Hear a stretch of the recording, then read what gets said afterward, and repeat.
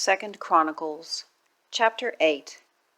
And it came to pass at the end of 20 years, wherein Solomon had built the house of the Lord and his own house, that the cities which Huram had restored to Solomon, Solomon built them, and caused the children of Israel to dwell there.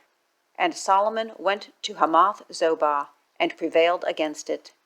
And he built Tadmor in the wilderness, and all the store cities, which he built in Hamath.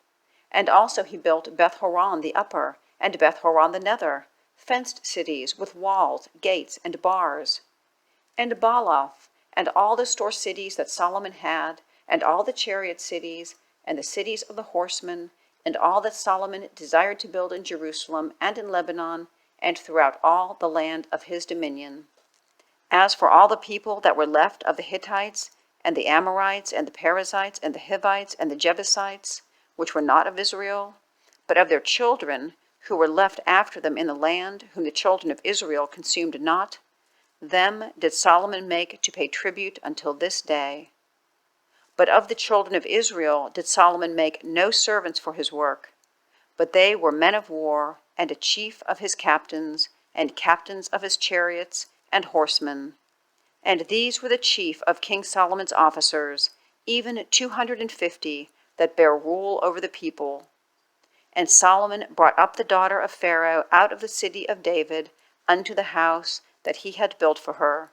For he said, My wife shall not dwell in the house of David, king of Israel, because the places are holy, whereunto the ark of the Lord hath come. Then Solomon offered burnt offerings unto the Lord on the altar of the Lord, which he had built before the porch, even after a certain rate every day, offering according to the commandment of Moses, on the Sabbaths, and on the new moons, and on the solemn feasts, 3 times in the year, even in the feast of unleavened bread, and in the feast of weeks, and in the feast of tabernacles. And he appointed, according to the order of David his father, the courses of the priests to their service, and the Levites to their charges, to praise and minister before the priests, as the duty of every day required. The porters also by their courses, at every gate, for so had David the man of God commanded. And they departed not from the commandment of the king unto the priests and Levites concerning any matter, or concerning the treasures. Now all the work of Solomon was prepared unto the day of the foundation of the house of the Lord, and until it was finished. So the house of the Lord was perfected. Then went Solomon to Ezion-Geber and to Eloth, at the seaside in the land of Edom. And Huram sent him by the hands of his servants' ships, and servants that had knowledge of the sea.